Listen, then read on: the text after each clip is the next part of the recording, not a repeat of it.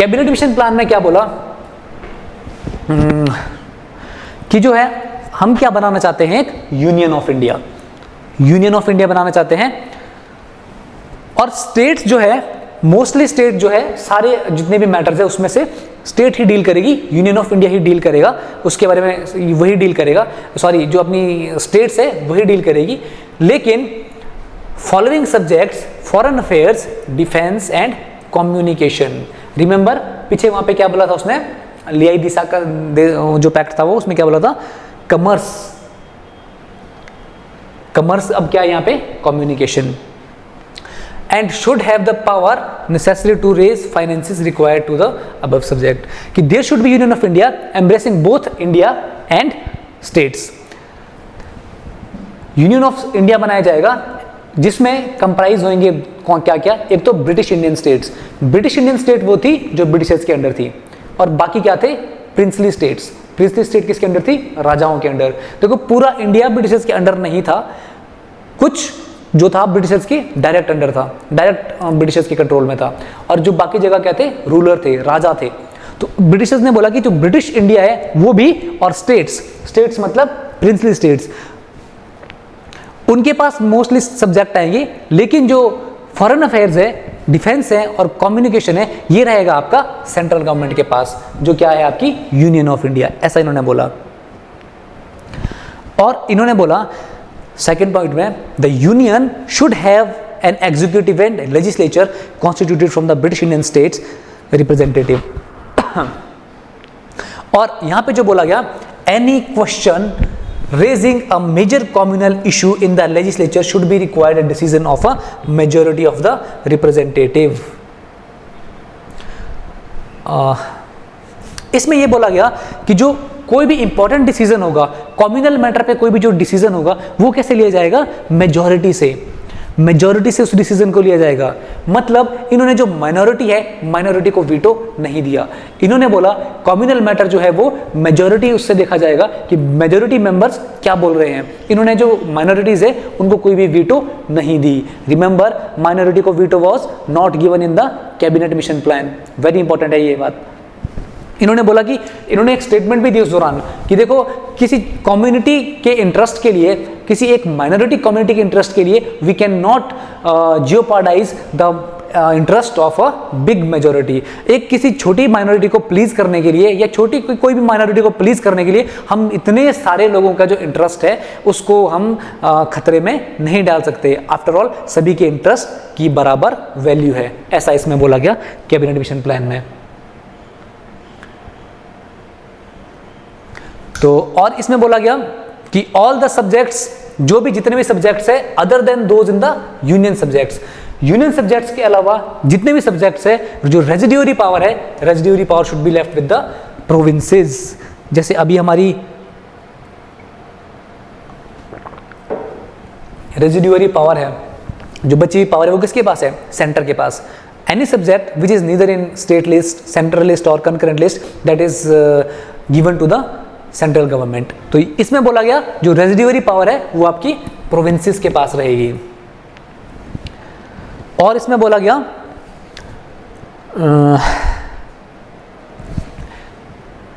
एक इसमें जो बात और इंपॉर्टेंट थी वो आपके लिए मैं ये है, हाँ इसमें बोला गया कि जो फुल फ्लेज्ड पाकिस्तान की डिमांड है वो उसको उन्होंने रिजेक्ट कर दिया। टू नेशन थ्योरी को उन्होंने रिजेक्ट कर दिया कि बोला अभी तक जैसे पहले वाली डिमांड थी, माइनॉरिटी को उन्होंने अपीज करा, माइनॉरिटी को वीटो दी, तो इन्होंने कोई वीटो नहीं दी उसको। इन्होंने बोला कि जो रिजेक्शन है, demand for a full fledged Pakistan को की डिमांड को उन्होंने रिजेक्ट कर दिया। इन्होंने कोई बात ही नहीं करी फुल फ्लेज्ड पाकिस्तान की। तो इन शॉर्ट इन्होंने जो फुल फ्लेज्ड पाकिस्तान की डिमांड है, दिस वाज रिजेक्टेड। तो ये भी पॉइंट याद रखने का है। और अब वेरी इंपॉर्टेंट जो है, इसको ध्यान से सुनना, इन्होंने बोला जो आपकी कॉन्स्टिट्यूएंट असेंबली बनेगी, कॉन्स्टिट्यूएंट असेंबली जो है आपकी, जो कॉन्स्टिट्यूशन बनाएगी इंडिया के लिए, उसको हम पार्ट्स में बनाएंगे। पार्ट्स में कैसे बनाएंगे हम, we will divide our states into 3 parts. Section A will comprise those states in which there is a Hindu majority, जैसे यूनाइटेड प्रोविंस, बॉम्बे, बंगाल, उड़ीसा, बिहार, वो क्या है, हिंदू मेजॉरिटी प्रोविंसेस। और section B and C, section B में थे आपके, जैसे आपके पंजाब वाला प्रोविंस है, नॉर्थ वेस्टर्न फ्रंटियर प्रोविंस है, और आपका जो उसमें सी है, सी में था आपका असम वाला प्रोविंस, और बंगाल का जो ईस्टर्न बंगाल वाला रीजन है वो भी इसमें था आपका मुस्लिम मेजोरिटी प्रोविंस में, क्योंकि उसमें मुस्लिम मेजोरिटी थी आपकी ईस्टर्न बंगाल, जो बाद में बांग्लादेश भी बना। तो ये उन्होंने बोला कि हम स्टेट्स को ऐसे डिवाइड करेंगे ए, बी और सी में। अब उन्होंने बोला कि मान लीजिए आपका जो ए ग्रुप है, सेक्शन ए है, सेक्शन ए ग्रुप में 4 स्टेट्स है, तो पहले 4 स्टेट्स अपने लिए अलग अलग बैठेगी, सभी चारों स्टेट्स अपना अपना कॉन्स्टिट्यूशन बनाएगी। जब उनका अपना कॉन्स्टिट्यूशन बन गया उसके बाद चारों स्टेट्स मिलकर बैठेगी, फिर चारों स्टेट्स अपने ग्रुप के लिए, जिस ग्रुप के वो है सेक्शन ए, अपने ग्रुप के लिए कॉन्स्टिट्यूशन बनाएगी। पहले अपना अपना इंडिविजुअल बनाएगी, वो बनाया अपना, अब उसके बाद अपने ग्रुप का इंडिविजुअल बनाएगी, A group, section B, section C. उसके बाद जब सब section A, section B, section C का बन गया, उसके बाद section A, section B, section C तीनों मिलके एक पूरे भारत का एक कॉन्स्टिट्यूशन बनाएंगे। ऑल्दो ये जो प्रैक्टिस थी बड़ा कॉम्प्लेक्स था, ये कहीं बना नहीं, बाद में ऐसा कुछ हुआ नहीं, बट जो इसमें जो प्रोविजन थे वो ऐसे थे कि पहले अपना बनाएंगे, फिर अपने ग्रुप का बनाएंगे, फिर वो ग्रुप मिलके पूरे इंडिया का कॉन्स्टिट्यूशन बनाएंगे। तो इसमें और बोला गया जो प्रिंसली स्टेट्स है, princely states were no longer to be under the paramountcy of Britishers, मतलब जो प्रिंसली स्टेट्स है वो ब्रिटिशर्स के डायरेक्ट अंडर नहीं है।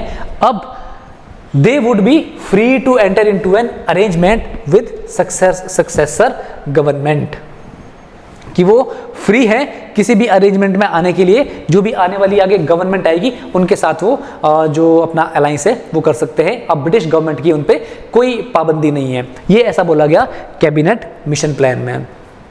लेकिन इससे क्या हुआ, इससे कांग्रेस को विरोध था, मुस्लिम लीग को भी था, बात करेंगे क्यों।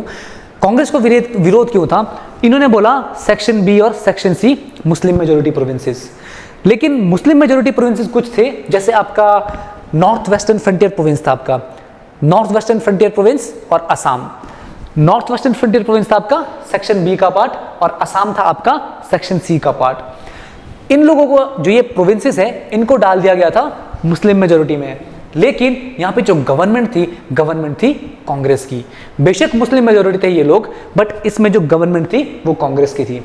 अब what Congress wanted those states, northwestern frontier province and Assam to be in section A। Congress यही चाहती थी, लेकिन मुस्लिम लीग चाहती थी कि वो बी और सी में रहे, क्योंकि इसमें बाकी मुस्लिम मेजोरिटी प्रोविंसेस थे, जैसे सिंध हो गया आपका, सिंध भी मुस्लिम मेजोरिटी प्रोविंस था। तो इस बात को लेकर उनके बीच में थोड़ी सी टसर हो गई मुस्लिम लीग और कांग्रेस के बीच में। अब जवाहरलाल नेहरू ने बोला कि देखो एक बार कॉन्स्टिट्यूएंट असेंबली बन जाने दो, कॉन्स्टिट्यूशनल असेंबली बनी, then it will be a sovereign body in itself. Sovereign body मतलब कॉन्स्टिट्यूशन असेंबली बनी, हम लोग इसके मेंबर हैं, हम लोग हमारे लिए ही रूल बनाने वाले हैं, हमारे लिए ही कॉन्स्टिट्यूशन बनाने वाले हैं, and it is our own choice, it is our preference, कि हमारी मर्जी है कि हम इसके रूल को कैसे अमेंड करते हैं। मतलब नेहरू का कहना था कि एक बार कॉन्स्टिट्यूशन असेंबली बन गई, इस ग्रुपिंग को तो हम डील कर ही लेंगे, ग्रुपिंग कौन सी बड़ी बात है, हम ग्रुपिंग अपने हिसाब से बदल देंगे। अगर आपको जैसे आपको बोला गया कि भाई 6 सीट है, आप लोग 6 बंदे हो, आपस में एडजस्ट करो कौन सी किसको चाहिए, तो हमको सीट मिल गई, जैसे आप मूवी देखने जाते हो आपको सीट चाहिए होती है, सीट मिल गई, फिर आप अपने आप में एडजस्ट कर लेते हो चीज़ों को। तो नेहरू भी बोलते थे कि हम अब ये ग्रुपिंग क्या है, ये ग्रुपिंग जो है ये कंपल्सरी नहीं है, ये कंपल्सरी नहीं है ग्रुपिंग, ब्रिटिशर्स ने बस एक हमको खाका तैयार करके दिया है, इसमें कोई कंपल्शन नहीं है, हम अभी तो मान लेते हैं और बाद में हम क्या करेंगे, हम जो असम और नॉर्थ वेस्टर्न फ्रंटियर प्रोविंस है उसको हम सेक्शन ए का हिस्सा मान लेंगे। लेकिन जो जिन्ना जी जो थे हमारे, जिन्ना जी ने बोला कि ये जो ग्रुपिंग है ये कंपल्सरी है, और later on Britishers also clarified that grouping is compulsory. Britishers ने भी ये बोला कि ग्रुपिंग कंपल्सरी है।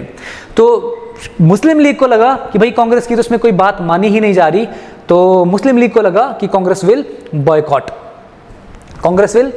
This cabinet mission. और कांग्रेस ने शुरू में इसको सही में ही इस बात को एक्सेप्ट नहीं करा। शुरू में Congress was not the part of cabinet mission,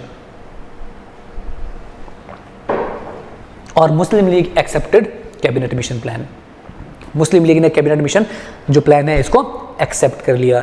Muslim league के थोड़े टाइम बाद एक्सेप्ट करने के बाद कांग्रेस ने भी इसको एक्सेप्ट कर लिया। कांग्रेस ने भी बोला कि भाई हमें भी ये बात राजी है, हम भी राजी है इसके मेंबर बनने के लिए। और जैसे ही कांग्रेस रेडी हुई, इसके बाद एक इंतरिम गवर्नमेंट बनाई गई। अब इंतरिम गवर्नमेंट बनाने से पहले क्या हुआ कि नेहरू ने क्लियर बोल दिया कि ये हमारी काउंसिल है, इसके जो रूल्स हैं हम लोग तय करेंगे, कोई चिंता वाली बात नहीं है, ये जो ग्रुपिंग है ये कंपलसरी नहीं है।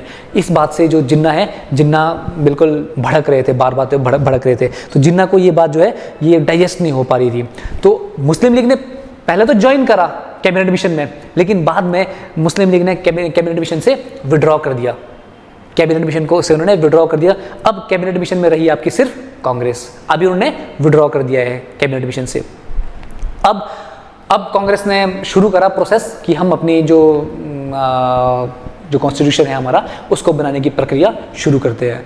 तो जैसे ही कांग्रेस ने शुरू करा ये प्रोसेस, मुस्लिम लीग अब डरने लगी कि कांग्रेस तो यार सही चल रही है, इनका तो सही काम हो रहा है, हम तो दूर रह गए, पावर से दूर रहे हम लोग, हम भी चाहते हैं इसका हम हिस्सा बने। फिर उन्होंने क्या करा, जो वेवल था उस दौरान, वायसरॉय जो था लॉर्ड वेवल से उन्होंने रिक्वेस्ट करी, और वेवल ने इनको बैकडोर एंट्री से मुस्लिम लीग को वापस लेकर आ गए किसमें, कैबिनेट मिशन में।